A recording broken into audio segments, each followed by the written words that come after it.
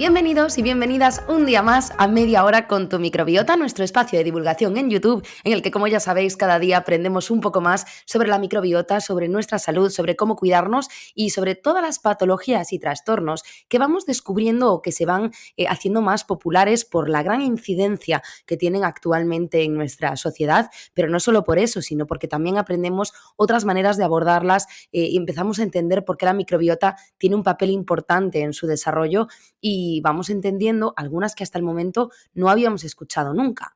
Hoy, en este episodio, queremos hablar de una de esas patologías o trastorno, el SIBO.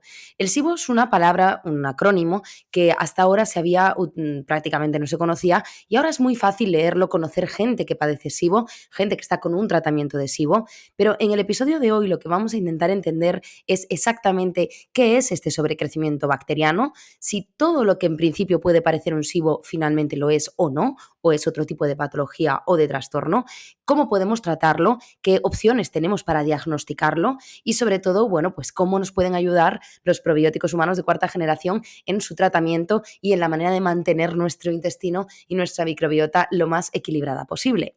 Tenemos que daros un pequeño aviso. El episodio de hoy no va a ser como los de todos los días.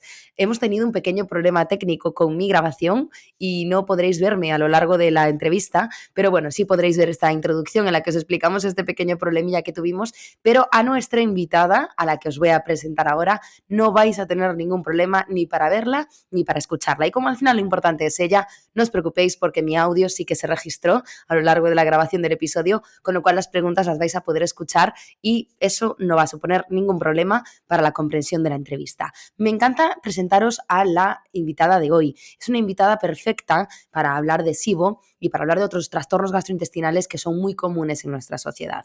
Os hablo de la doctora Lucía Redondo Cuevas. Lucía es dietista nutricionista y además actualmente dirige una unidad terapéutica dentro de un hospital valenciano en el que precisamente ve diariamente en su práctica clínica y en su investigación este tipo de patologías. Con lo cual, con Lucía vamos a hacer un repaso a lo largo de todas estas cuestiones. Vamos a hablar con ella también de por qué la educación nutricional es fundamental para establecer una serie de hábitos de vida que duren a lo largo del tiempo y que no sean simplemente un pequeño parche. Y por supuesto, como siempre en todos los episodios, tendremos los 3 consejos que nos deja, quizá alguno más, para cuidar nuestra microbiota. Así que nada más, muchísimas gracias por seguirnos. Recordad que tenéis todos los episodios de Media Hora con tu Microbiota aquí en el canal de YouTube. También podéis seguirnos a través de Facebook, de Instagram y de LinkedIn. Y si queréis recibir los primeros de todo el episodio de Media Hora con tu Microbiota, podéis hacerlo a través de registraros en nuestra newsletter y lo recibiréis en nuestro email. Os dejo casi a solas con nuestra invitada de hoy, Lucía Redondo, y muchísimas gracias por seguir Media Hora con tu Microbiota. Y sin más, os presento a nuestra querida invitada de hoy, que es Lucía Redondo Cuevas. ¿Qué tal, Lucía? Bienvenida y muchísimas gracias por estar en Media Hora con tu Microbiota. Muy bien, muchas gracias, Carolina, a vosotras. Bueno, decíamos que eres una invitada perfecta para esto porque, bueno, tú eres dietista nutricionista, pero es que además tienes un amplísimo currículum al que casi, bueno, prefiero que la gente entre directamente en tu web y lo vea para que vea la cantidad de formación que tú tienes, ya la práctica clínica, pero es que además, bueno, actualmente tú diriges la unidad de terapia nutricional y salud integrativa del Instituto Valenciano Digestivo en el Hospital Casa de Salud de Valencia, si no me equivoco. Eso es. O sea que bueno, tú estás ampliamente dedicada a estos temas de los que estábamos hablando y aunque esto digamos que es una pequeña introducción tuya a nivel curricular, sí que te quiero preguntar por algo que vi en tu web que me gustó mucho, que es en la que tú explicas que la manera en la que tú entiendes, bueno, en la que te educaron en casa y en la que entiendes tu filosofía ayudó mucho, ¿no? O sea, la filosofía que tú tienes a la hora de hacer práctica clínica e incluso de cuidarte tú a nivel individual, esa educación que tú recibiste en casa tiene muchísimo peso. Entonces, Lucía, lo primero que te quería preguntar es sobre ello. ¿Qué peso tiene la educación en la primera infancia y en la infancia en general para luego establecer hábitos de vida saludables a lo largo de nuestra vida? Bueno, pues, cierto, así es, como acabas de comentar, es verdad que eso creo que ha tenido mucho que ver en mi forma de ver la salud y entender la enfermedad. Siempre he entendido que la educación es fundamental para esto, para forjar buenos hábitos de vida de mayores, y ahora que soy madre lo tengo cada vez más claro.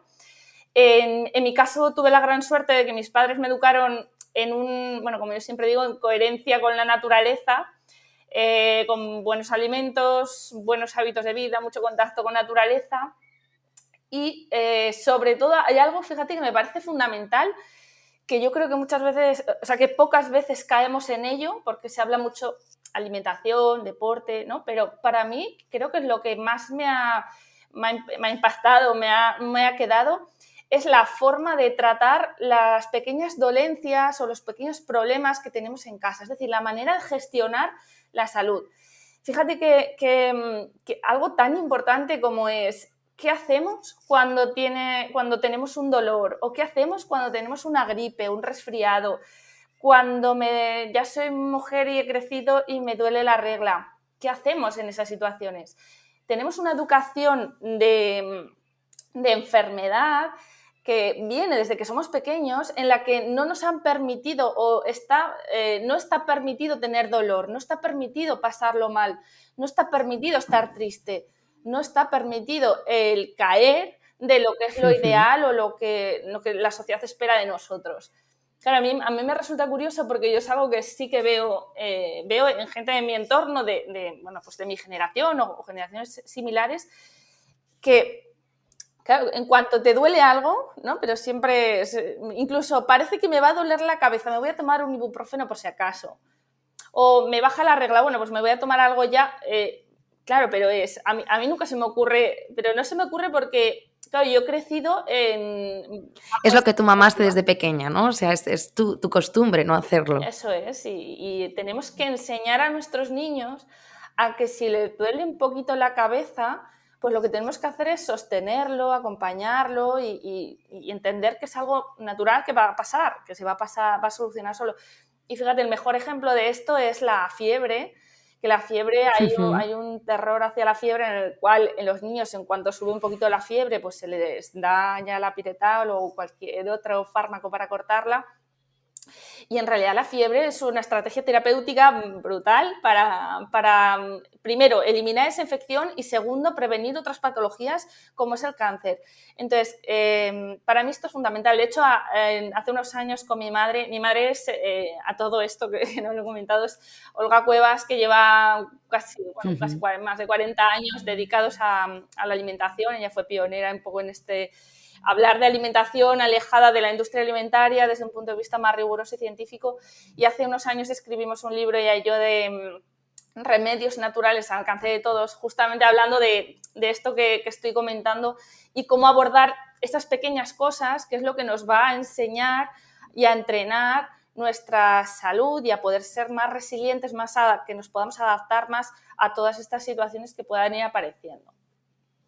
O sea, que ya no solo es la educación, es que ya directamente la profesión, en este caso no ocurrió lo de en casa de herrero cuchillo de palo, ¿no? Aquí fuisteis las dos, seguiste un poquito el camino iniciado por tu madre. Supongo que también eso, claro, es que ya te da una ventaja tremenda de poder contar con ella mano a mano para poder también desarrollar este enfoque. De hecho, sobre enfoque te quería preguntar porque, bueno, tú en tu práctica clínica abordas lo que decíamos, ¿no? Una serie de trastornos y patologías que quizá ahora mismo a nivel gastrointestinal son las más comunes en nuestra sociedad, hablaremos de ellas de manera más concreta a lo largo de la entrevista, pero tú explicas que lo haces desde un enfoque integrativo de medicina natural y desde la psiconeuroinmunología clínica.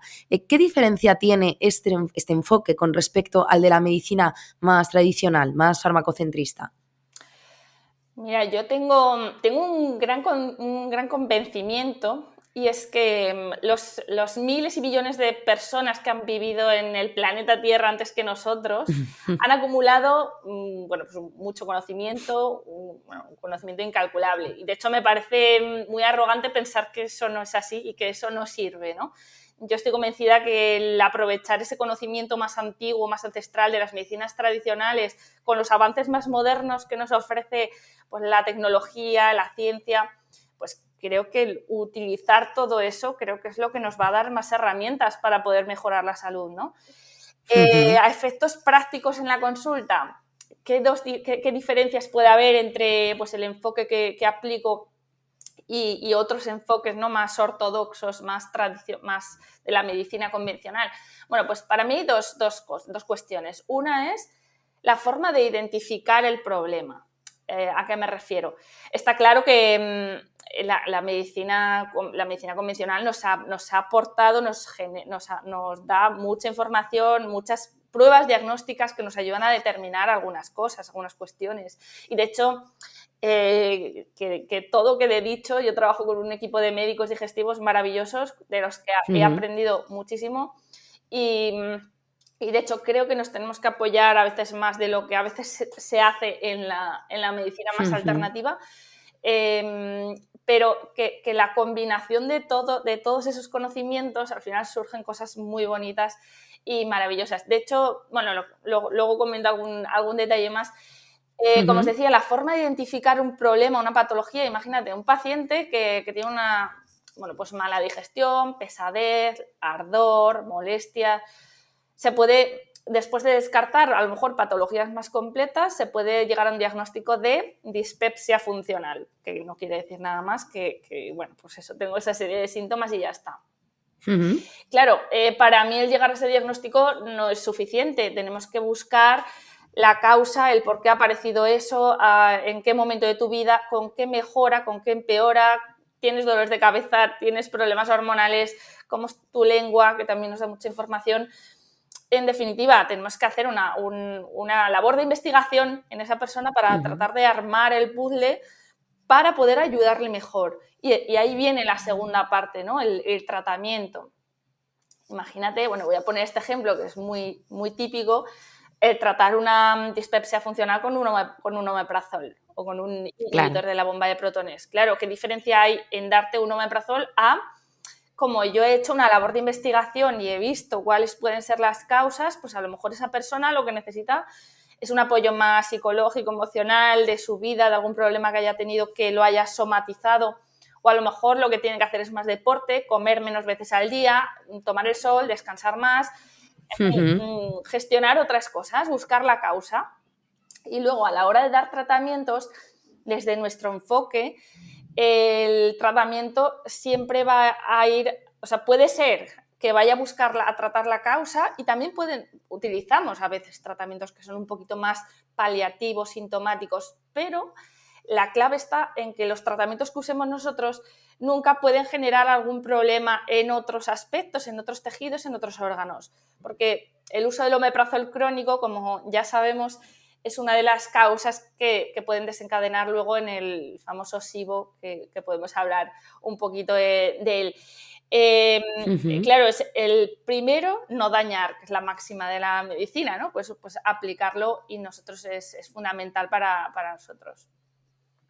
Claro, o sea, habrá quien piense que, claro, pero es que este enfoque a mí como paciente me da mucho más chollo que tomarme solo una pastilla, pero evidentemente un poco el concepto yo creo sobre todo es diferenciar esa necesidad de ir a la raíz, ¿no? De resolución del problema y no solo de intentar paliar sintomatología, ¿no? Eso es, que al final vivimos en una sociedad enferma, llena de parches, que como comento son parches que seguramente vienen desde niños, desde antes, desde embarazo, parto, infancia, vamos poniendo parches y cuando llegamos a adultos, pues bueno, somos enfermos con parches. Claro, y no personas sanas, que es lo que deberíamos ser, ¿no? Eso es. Claro, en ese tipo de enfoque yo entiendo, yo creo que ya se le empieza a dar importancia en prácticamente todos los enfoques, pero supongo que este es un poquito más sensible hacia la importancia de la microbiota, que es un poco, bueno, pues lo que hoy nos trae aquí y lo que es nuestro objeto de trabajo y de estudio. Claro, yo te quiero preguntar también si es posible, ya no solo desde este enfoque, sino en general, a día de hoy, con lo que sabemos y con lo que la ciencia ha avanzado y con todas las evidencias científicas que tenemos encima de la mesa, si podemos tratar una persona que tenga cualquier tipo de trastorno intestinal y no solo si les podemos tratar sin tener en cuenta sus bichillos intestinales, o sea, sin tener para nada en cuenta, obviando su microbiota. Yo no sé si esto es posible ya. Pues mira, a mí me gusta mucho un concepto que describen algunos autores, algunos científicos, que es el metaorganismo. Es decir, nosotros no somos células humanas y células microbianas por separado, que conviven unas con otras. No, en realidad somos un todo, un metaorganismo en las cuales el estudio de la microbiota y de nuestras células humanas, nuestro lado humano, no puede separarse. O sea, es todo uno. Entonces, Ujú. fíjate que antes hablaba de un poquito de las medicinas tradicionales y lo que hacían los antiguos. El manejo de la microbiota intestinal se ha hecho desde hace miles de años sin saber que se estaba modulando la Ujú. microbiota intestinal. Mira, ahora se habla mucho del trasplante fecal, ¿no? del coger Ujú. heces normalmente de bebés sanos a personas con ciertas patologías para tratar de modificar de una forma considerable la microbiota intestinal. Bueno, pues está escrito que hace unos 1700 años en China un médico empezó a utilizar ya lo que ellos llamaban o describían la sopa amarilla, que era heces de personas sanas, y se las daban a Mm. personas con diarreas crónicas, con problemas que no tenían otra forma de atajarlo y de tratarlo. Y bueno, según se describe los textos antiguos, con buenos resultados. Pero fíjate que son cosas que no son tan novedosas como No pensamos. somos tan modernos. Y luego muchos tratamientos antiguos, fíjate que antiguamente pues los alimentos fermentados, sin ir más lejos, ya se Ujú. utilizaban para modular o para mejorar el sistema inmunitario. También las lavativas, los enemas o Ujú. incluso las plantas medicinales. Hay muchas plantas medicinales o aceites esenciales en diferentes formatos que aunque no fuera ese el objetivo, no se supiera que eso fuera un objetivo, un target, en realidad todas estas plantas, muchas de ellas tienen efectos antimicrobianos y ayudan a controlar la ecología microbiana. Entonces, es Ujú. algo que, claro, podemos no tener en cuenta los microbios, claro, a día de hoy, ni a día de hoy, ni hace miles de años. Es inseparable el estudio y el tratamiento, siempre hay que contemplarlo, tanto para mejorarlo como para no dañarlo, como el ejemplo que ponía antes de Ujú. los inhibidores de la bomba de protones, que no digo que en algún momento, en alguna patología durante un tiempo determinado, se puedan utilizar, pero no por sistema, y hay muchísima gente cronificada con la tomada de inhibidores de bomba de protones sin Mm. necesidad y pudiendo establecer otro tipo de tratamientos que realmente vayan a la causa, ¿no? Y nos ayuden a resolver esos problemas. Claro, y además es uno de los fármacos, si mal no tengo entendido, que más daña la microbiota, ¿no? Los inhibidores de la bomba protónica. A ver, como fármacos es verdad que lo que más lo daña son los antibióticos repetidos, los antibióticos Claro. sobre todo cuando se hacen tandas repetidas, sobre todo en los niños, que es cuando pues más problema puede suponer, y después sí que estarían los inhibidores, claro, porque al final el inhibidor de la bomba de protones modifica el pH del estómago. El pH del estómago tiene que ser ácido para evitar la entrada de todos esos microbios que estamos ingiriendo cuando comemos alimentos, cuando bebemos. Entonces, ese ácido es nuestro gran control. Si reducimos ese ácido con un omeprazol diario, además, pues bueno, pues ahí tenemos una vía libre de entrada y al tiempo podemos generar un sobrecrecimiento bacteriano, una disbiosis intestinal. Claro. Vamos a hablar ahora precisamente de sobrecrecimiento bacteriano, de SIBO. SIBO significa sobrecrecimiento bacteriano en el intestino delgado. Quizá a día de hoy decir esta sigla no sea tan llamativa porque, bueno, es verdad que en los últimos tiempos se ha popularizado, entre comillas, un poquito más, pero bueno, hasta hace poco prácticamente no sabíamos lo que es. Y aún así, aunque nos suene, yo creo que muchos todavía no tenemos 100% claro qué es el SIBO. Entonces, Lucía, échanos una mano y explícanos, por favor, qué es el SIBO y si hay distintos tipos, si simplemente es un cuadro clínico específico. Vale, el SIBO, claro, como tú bien dices, son las siglas en inglés de sobrecrecimiento bacteriano en el intestino delgado. ¿Qué pasa? Que cuando por primera vez se identifica ese trastorno, se identifica un exceso de bacterias que crecían en el intestino delgado, normalmente secundario a operaciones intestinales donde quedaban adherencias, quedaba la válvula ileocecal quedaba alterada, bueno, por una serie de trastornos asociados normalmente a esta situación. Entonces se vio que había un exceso de bacterias normalmente que producían mucho hidrógeno y eso pues producía esa sintomatología de hinchazón, normalmente diarrea, gases, pérdida de peso, mala absorción y demás. Pero eso es un escenario muy concreto y muy específico. A lo largo de los años se ha ido investigando qué ocurre en el intestino delgado de muchas personas, y lo que acabamos, a la conclusión a la que vamos llegando, es que en realidad cuando hablamos hoy en día de SIBO estamos haciendo referencia a una disbiosis, una alteración de microbios, pero en el intestino delgado. O sea, no en el intestino grueso, que es donde más microbios, más carga microbiana siempre tiene que haber de forma natural, pero estamos hablando del intestino delgado. ¿Qué pasa si hay una alteración de los microbios en el intestino delgado? Hombre, pues es la zona del intestino donde digerimos y absorbemos los nutrientes.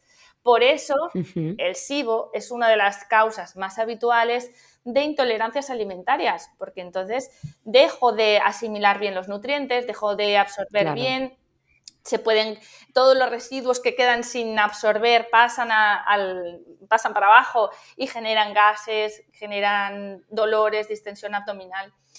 Entonces, el SIBO lo tenemos que definir, lo tenemos que contemplar como una disbiosis del intestino delgado. Bajo esta perspectiva, claro, pues hay diferentes tipos de disbiosis, podríamos decir. Hay un tipo de disbiosis en la que predomina pues, un tipo de bacterias que producen hidrógeno, que sería el SIBO de hidrógeno. Luego hay otro escenario en el que lo que sobrecrecen en realidad son arqueas, que no son bacterias como tal, sino son otro tipo de microbios. Y esas arqueas lo que producen es un gas llamado metano. El metano pues tiene otra serie de implicaciones, genera más estreñimiento normalmente y sería, de hecho, no sería correcto hablar de SIBOs, en ese caso sería más correcto hablar de IMO, de un sobrecrecimiento de metanógenos en el intestino. Después tendríamos otro tipo de disbiosis que creo que se habla un poco de él y tiene mucha importancia y nosotros lo vemos mucho en clínica, que es el SIBO de sulfuro de hidrógeno, que es un tipo de disbiosis en la que se genera este gas, el sulfuro de hidrógeno, que destaca porque tiene mal olor. Entonces, por eso personas que tengan muchos gases con olores putrefactos o olor a huevo podrido o eructos incluso con algo de olor, mal aliento crónico, y suele provocar mucha inflamación no solo digestiva, sino extradigestiva. Está muy relacionado con problemas de la piel, con migrañas, problemas del sueño, en fin, con muchas otras situaciones. Después, la cuarta, como el cuarto tipo de disbiosis o cuarto tipo de SIBO sería el SIBO fúngico, o mejor llamado por sus siglas, las siglas SIFO, que sería el sobrecrecimiento fúngico. Estamos hablando de candidiasis, de un sobrecrecimiento de candidiasis normalmente albicans, pero hay otros tipos y también hay que tenerlo en cuenta. Además, en este caso el tratamiento es bastante diferente y hay que contemplar siempre qué tipo de disbiosis puede estar presente en cada persona, ¿no? El problema que tenemos, y es la pregunta que siempre nos hacen, ¿no? Es el cómo sabemos, el cómo lo sabemos, cómo lo identificamos. Claro, ¿cómo sé que tengo SIBO, no? Claro, lo más fácil y el primer paso pues es el test de aire expirado para SIBO, que simplemente lo que se hace es beber un líquido con lactulosa normalmente y luego se va soplando en una maquinita y se analizan los gases que se van generando. ¿Qué pasa? Que solo se pueden analizar a día de hoy dos gases, que es el hidrógeno y metano. Estamos a la espera, están a puntito de salir en España el de sulfuro de hidrógeno. Hay países que ya lo tienen para poder identificar este tercer tipo de SIBO. De momento lo hacemos por los síntomas y por sospecha clínica. Y el de cándidas, bueno, pues por sospecha clínica, y luego sí que hay algunos análisis que se pueden hacer, como cultivo en heces o arabinosa y arabinitolenorina. Incluso en Ivadi, por ejemplo, donde yo trabajo, pues sí que en algún caso hemos hecho endoscopias con extracción de muestras y demás para valorar directamente si hay candidiasis en el intestino delgado. En definitiva, es un poquito más complejo, pero que hay que tener en cuenta o presente la posibilidad de que haya algún tipo de estas disbiosis. Claro, y, o sea, por un lado está la pregunta clave de que es cómo sé que tengo SIBO, pero también por otro lado está la de por qué llego a tener SIBO, ¿no? O sea, ¿cuáles son un poquito los factores que ayudan o las causas que pueden ayudar, ¿no?, a que aparezca un SIBO o cualquier tipo de SIBO de los que nos has comentado ahora? Bueno, antes de antes de que algo que quiero que sí que quede claro, ¿vale? Antes de Sí. empezar con esto, cuando hablamos del diagnóstico y el test de aire expirado y demás, entender que el SIBO siempre llegamos a él después de haber descartado otras cosas más evidentes. Esto Ujú. es muy importante porque yo creo que ahora que se habla tanto de SIBO y que los síntomas más típicos son la hinchazón, los gases, eso, luego de estreñimiento, diarrea, mala digestión. Claro, como hay tanta gente, tantas personas que sufren de este tipo de Este tipo de síntomas, síntomas. lo que no Ujú. podemos hacer es directamente, pues mira, me voy a hacer el test de SIBO. Ojo, que a lo mejor detrás de ese SIBO a lo mejor hay una celiaquía, hay una enfermedad inflamatoria intestinal, hay parásitos, hay otras cosas que pueden estar llevando a ese SIBO. Por eso, bueno, yo siempre digo que tenemos que ayudarnos, ir de la mano también de buenos profesionales que nos ayuden a hacer ese diagnóstico completo y entonces sí. Entonces, bueno, pues una vez llegado a eso, ahí, a ese punto, ¿no? ¿Por qué puede aparecer el SIBO? Bueno, pues hay muchas causas. Yo siempre digo que hay tantos SIBOs como personas con SIBO. Por eso, ¿no? Porque en realidad esa sintomatología, esa alteración de la microbiota intestinal puede venir de muchísimas razones o causas. Claro. Hay dos tipos de pacientes, ¿vale? Que para mí es importante diferenciarlos. Uno que sería el que sufre ese trastorno digestivo desde que era pequeño o pequeña, ¿no? Que yo Ujú. siempre pregunto, bueno, pues de pequeña te dolía la barriga, retortijones, tenías diarrea, náuseas, vomitabas. ¿Por qué? Porque no es lo mismo que lleves arrastrando un SIBO, una disbiosis desde que eras pequeña, a que hace 2 años que te ha aparecido porque a lo mejor has tenido una gastroenteritis y te has quedado con un problema desde entonces que bueno, veremos cómo gestionarlo. O, por ejemplo, toda la vida has estado bien, pero ahora de repente pues has pasado por una época de estrés brutal, se te han juntado Ujú. las oposiciones, problemas familiares, me separo, tal cual, y te aparece Claro, ha habido algo que probablemente haya desencadenado esa situación, ¿no? claro, o algo tan fuerte que haya podido generar esa disbiosis, ¿vale? Ujú. Pero es diferente eso yo siempre digo que eso va a tener mejor y más rápido pronóstico. Una persona que le aparece este problema pues de mayor, hace relativamente poco tiempo, eso tendrá mejor pronóstico que cuando ya arrastramos el problema desde niños o niñas, que ahí ya, Ujú. bueno, pues hay que tener más paciencia, habrá que ir más lentamente, más poquito a poco. Hay Mm. muchas causas, por citar alguna causa más, aparte de la gastroenteritis, el hipotiroidismo también puede desencadenar Ujú. esta sintomatología, la toma de inhibidores de la bomba de protones crónica, ¿vale? Y luego, por supuesto, patologías intestinales o haber tenido alguna operación intestinal o demás, ¿vale? Ujú. Pero bueno, lo más habitual, y yo siempre digo que una cosa es la teoría y luego otra es la práctica, yo lo que más me encuentro en Ujú. consulta son pacientes, personas que llevan toda la vida arrastrando pequeños síntomas, que por eso digo que es muy importante la gestión de la salud desde niño, porque si se identifican Ujú. cosas Y no desde niño normalizar, y ¿no? se tratan y no normalizar, eso es fundamental, porque yo pregunto a veces, claro, dicen, no, no, yo de niña pues vomitaba todos los días o tenía dolores a diario, claro, ostras, si tenemos ese problema y lo podemos identificar y tenemos posibilidades, tratarlo, por favor, porque si se deja, esas pequeñas cosas luego no se van solas, no, luego se van Claro. agravando con la edad. Entonces, hay que tener una buena gestión desde la base y entonces esas personas sí que pueden ir arrastrando y su causa en realidad es una disbiosis que ya viene desde la infancia, desde niños. Claro, lo que dices tú, y luego revertir todo eso es mucho más complicado. Cuesta mucho. Yo a estas personas siempre les digo que van a tener que hacer un mantenimiento de por vida. O sea, que hacemos un Claro. tratamiento, sí hay mejoría, vamos mejorando, pero que no puedes decir, bueno, pues ya he acabado el tratamiento y ya me olvido. Es que esa tendencia siempre la vas a tener. Entonces, bueno, pues siempre vas a tener Claro. que hacer ciertas cositas, comer bien, cuidarte, hacer deporte, eso para todos, pero tú especialmente, ¿no? Esta persona Mm. especialmente. Claro, tú con más ahínco quizá. Y Lucía, ¿tú por qué crees que hay este? Yo creo que un poco también ya lo has contestado, ¿no? Porque supongo que el hecho de que también en práctica clínica esté un poco más normalizado el hecho de intentar estudiar si hay un SIBO, si no lo hay, pero ¿por qué crees que hay un poco, o esa es la sensación que tenemos nosotros, de que hay una especie de boom, ¿no? De diagnóstico, de que lo que decías tú antes, todo el mundo tiene SIBO, pero también vamos a tener bueno, ese cuidado de descartar antes otras cosas. Eso es, porque ahora todo es SIBO, parece que todo es SIBO. Bueno, es verdad que ha habido más investigación, ¿no? Van saliendo más publicaciones científicas.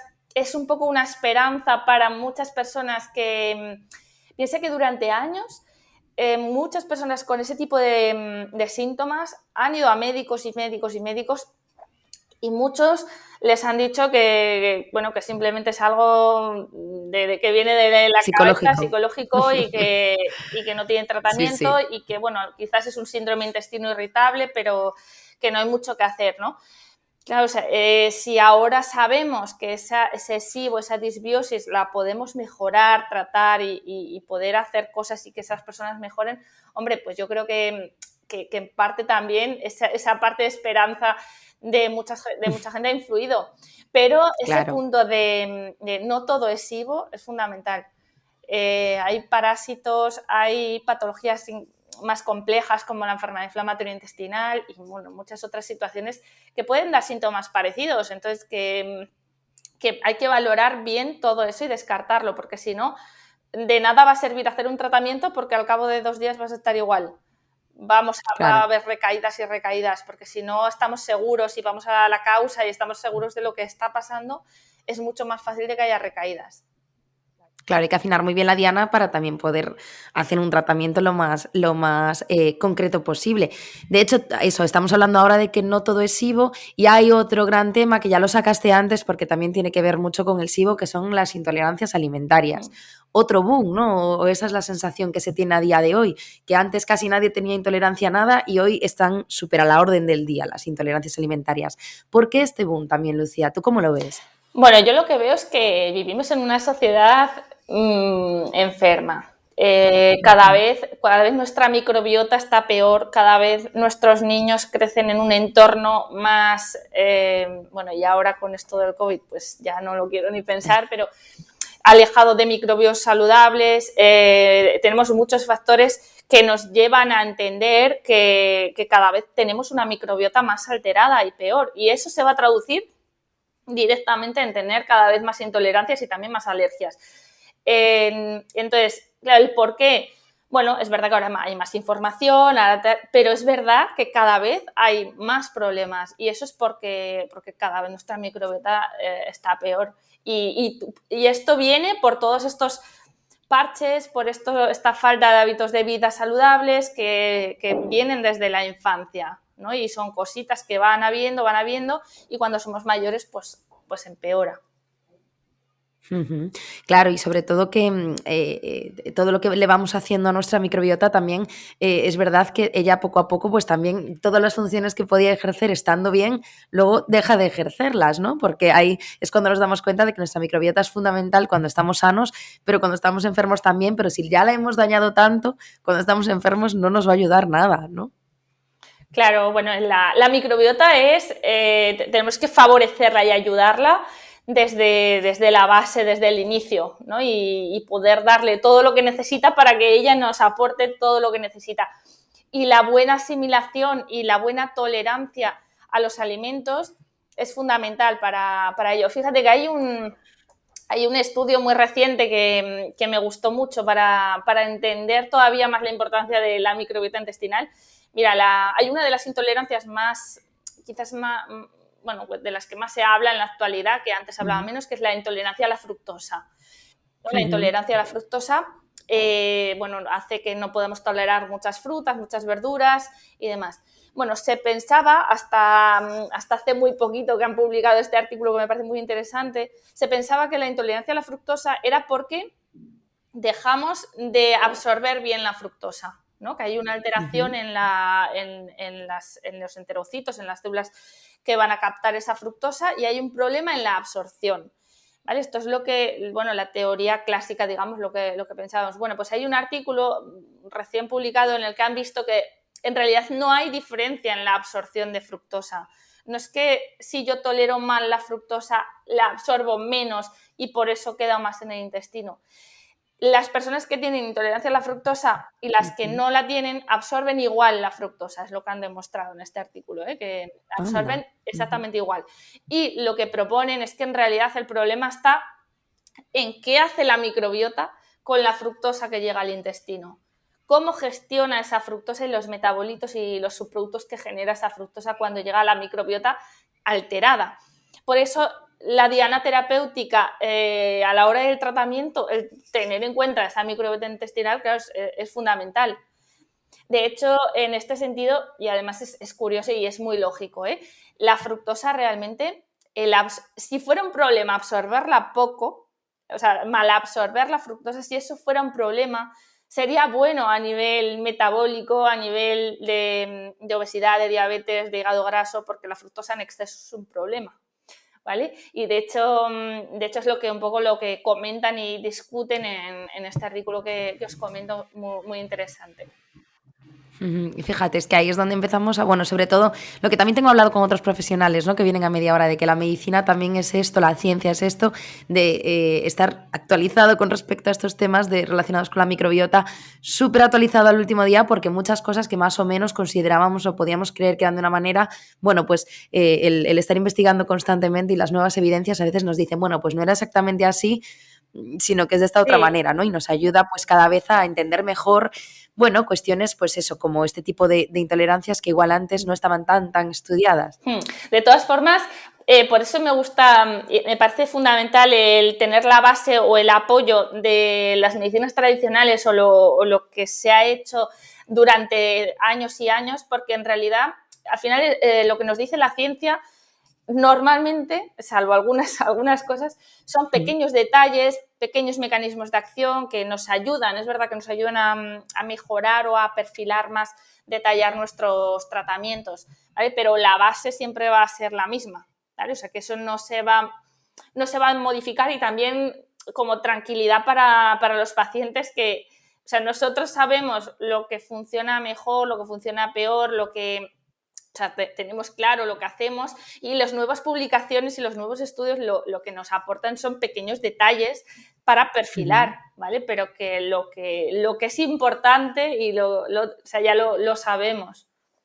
La base está sólida Sí, y bien puesta, ¿no? sí.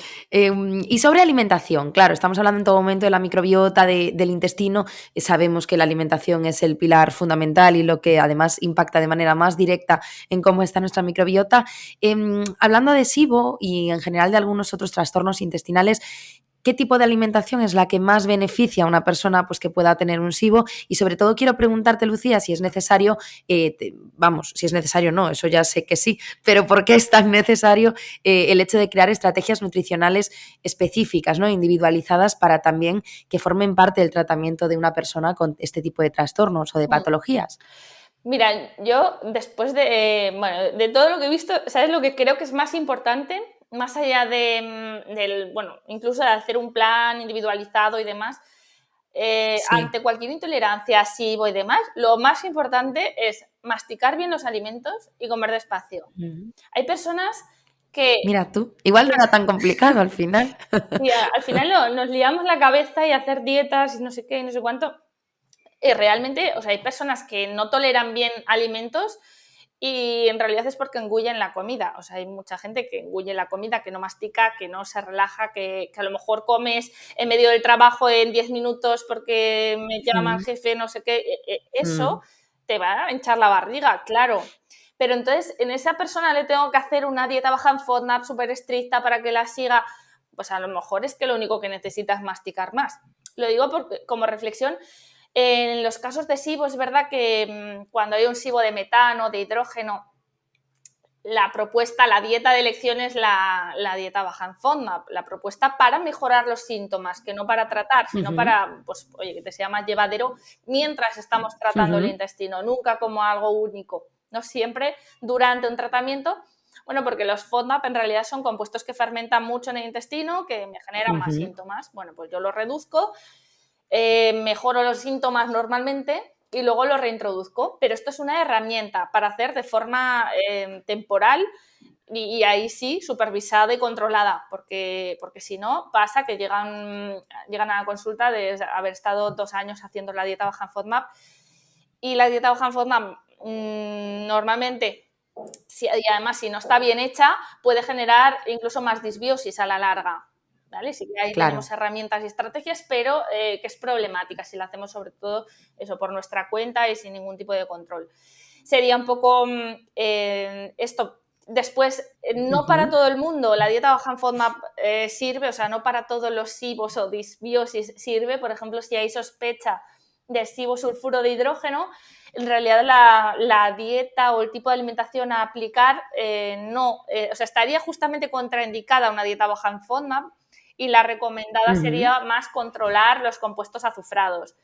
Sobre todo carnes rojas, lácteos, exceso de huevos, grasas, que es lo que más altera este tipo de disbiosis. Y luego, en el caso de que sepamos o sospechamos el crecimiento fúngico, la candidiasis, ahí hay que ver en cada persona, pero normalmente se responde mejor al control de hidratos de carbono, ¿no? Al bajar un poquito la ingesta de hidratos de carbono. No tiene por qué ser necesariamente cetogénica o sin nada de hidrato de carbono, pero controlada en hidratos. Esto sería un poco lo más teniendo en cuenta todo esto. Pero fíjate, yo tengo casos de SIBO que realmente no aplicamos ningún tipo de alimentación, ningún tipo de dieta restrictiva, simplemente enseñamos a comer bien, a masticar, a una dieta, un tipo de alimentación de fácil digestión, y ya está, espaciando comidas, tratando de separar más la cena y el desayuno, pero que ahí sí que hay que adaptar en cada caso muy bien. O sea, que volvemos un poco, sí, a la adaptación y al control, pero también a la reeducación, ¿no? Que eso también es súper importante. Claro, y de hecho para evitar recidivas y para que esto se mantenga, el beneficio se mantenga, hay hábitos, que es lo que intentamos desde consulta, pues inculcar hábitos de alimentación para que se queden y se mantengan, ¿no? Hay quien me dice, bueno, pero el pan, ¿cuándo lo voy a poder comer? El pan normal de supermercado. Claro. Vale, esto te lo aguanto 2 meses, pero ¿cuándo puedo volver a...? Claro, yo les digo, mira, no es porque tengas SIBO, no porque tengas un trastorno digestivo, es que para mí el pan normal de supermercado no es un alimento saludable para nadie.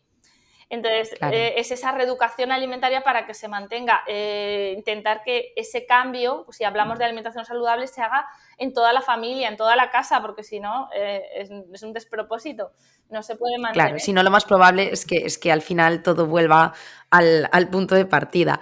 Y sobre los probióticos, ¿crees que son herramientas útiles para modular la microbiota? Los probióticos, claro, bueno, fundamental. Para mí, o sea, nosotros la forma de trabajar frente a casos de SIBO o bueno, cualquier disbiosis intestinal, siempre lo hacemos en 2 fases. Hacemos una fase de limpieza, una primera fase de limpieza, que lo hacemos más en el caso de que se utilice antibiótico convencional, pues se hace el antibiótico más herbáceo, nosotros hacemos esa combinación, o bien solo herbáceos, solo plantas.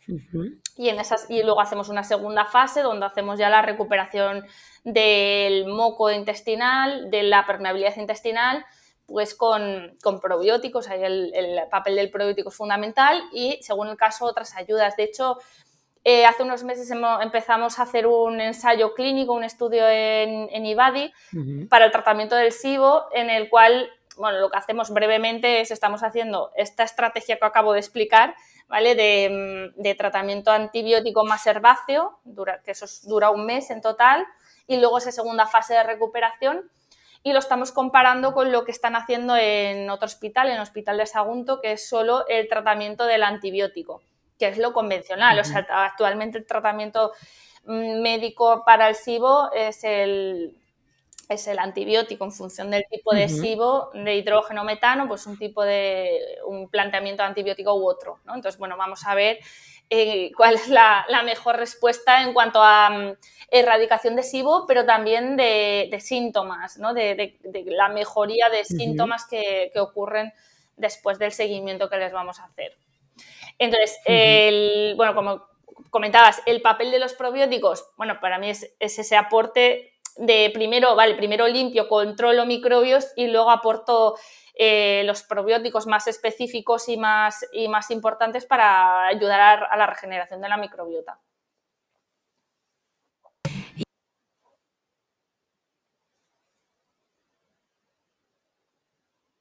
Carolina, se ha cortado el... No te oigo.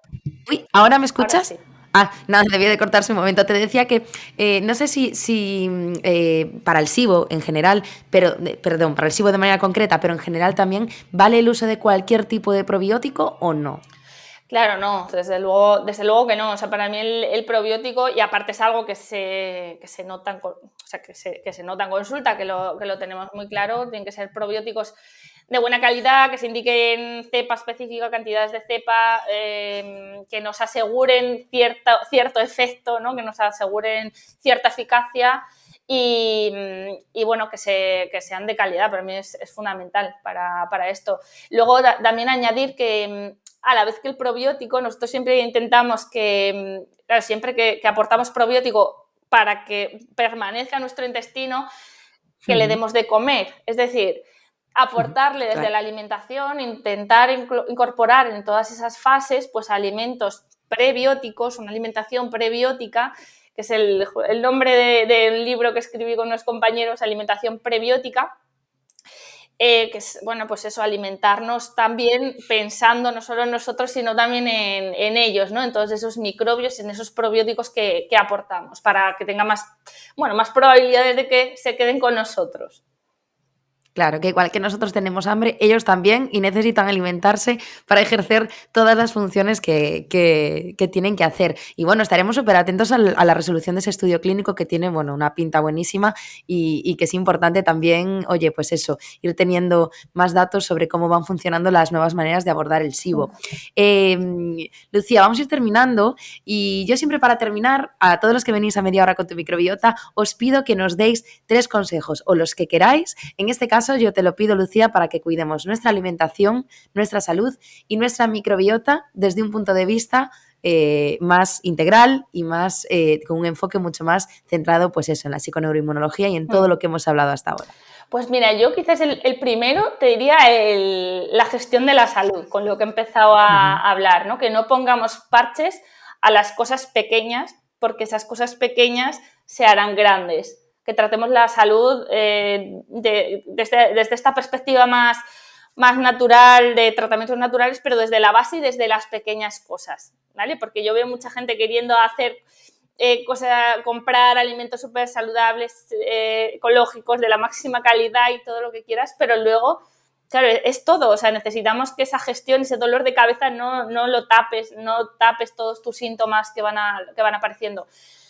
Después, el segundo, ya más relacionado con la alimentación, es fundamental el descanso digestivo. Las personas tienden a comer muchas veces al día, cuando realmente eso puede ser una causa que favorezca el SIBO o la disbiosis intestinal o incluso la función del estómago, porque estamos generando un estrés, una respuesta inflamatoria cada 2 horas, a cada 3 horas del día. 2, 3 comidas al día y sobre todo separar mínimo 12 horas entre cena y desayuno. Eso es indiscutible. Y bueno, y comer alimentos de verdad, alimentos reales. Y el tercero, pues quizá le daría más la importancia que le corresponde a la salud emocional y a la salud del estrés. Al final es uno de los factores que vemos que está implicado en muchos casos de SIBO y claro, yo siempre les digo a mis pacientes, si el trastorno digestivo ha venido justo en esa época de tu vida que has tenido un estrés brutal, que has estado mal, claro, si eso no se resuelve, por mucho tratamiento que hagamos para el intestino, esto va a volver. O sea, yo estoy segura que vas a recaer. Entonces, si eso no se trata, no se puede avanzar o no se puede mejorar a largo plazo. Entonces, es algo que tenemos que enseñar también desde pequeños de niños y ya cuando somos mayores, pues pedir ayuda a personas especializadas, ¿vale? Esa gestión emocional y del estrés. Y bueno, y ya por último, ¿vale? Sí, claro, los que quieran. esa gestión de la que hablo, es verdad que esto tiene un carácter bidireccional, es decir, y además eso yo lo veo y lo tengo muy claro. Cuando tenemos un problema digestivo, o sea, vemos el vaso medio vacío, ¿no? El estrés nos come, tenemos muy poca tolerancia al estrés. Entonces, es cierto, y yo es lo que digo a mis pacientes siempre, que esto hay que abordarlo desde todas las perspectivas posibles. Es decir, no solo es vete al psicólogo y que te ayude, no, porque a lo mejor esa disbiosis que tienes en el intestino es lo que tampoco te está permitiendo dar ese paso que tienes que dar. Claro, hagamos el tratamiento intestinal, a la vez busca esa ayuda más emocional, más psicológica. Empecemos con los hábitos de vida, todos los que podamos, poco a poco, pero con constancia, con deporte, contacto con el sol y demás. Y con todo ello es con lo que se puede dar el paso normalmente, ¿no? Incluso también para como mantenimiento, igual, hay que hacer ese mantenimiento de no recaer en esos episodios crónicos, pero también dar ayudas para el intestino para mantener y que te ayude a tener más equilibrio en tu vida. Tenemos que abordarlo todo, como decimos nosotros siempre, desde una perspectiva 360 y eso, sanarnos todo a la vez para poder ayudar y lo que dices tú, porque somos lo que explicabas también al principio de todo, ¿no? Somos un superorganismo y las cosas, igual que hablábamos de que no se puede ahora tratar a alguien sin tener en cuenta su microbiota, pues un poco lo mismo, ¿no? O sea, somos un ente global y tenemos que tener en cuenta todas las perspectivas y todas las cuestiones. Eso es. Pues Lucía, muchísimas gracias por haber estado con nosotros hoy y gracias por habernos aclarado un poco más sobre SIBO y este tema que es tan complejo y del que, bueno, yo espero seguir preguntándote algún día. Claro, sí, muchísimas gracias a vosotras y por vuestra labor divulgativa, que es fantástico lo que estáis haciendo. Muchísimas gracias, Lucía. Bueno, eso, hecho. Nos vemos en otra entrevista, casi seguro. Claro que sí. Y a todos los que habéis llegado hasta aquí, hasta el final del episodio, gracias por seguirnos y nos vemos en la siguiente entrega de Media Hora con tu microbiota.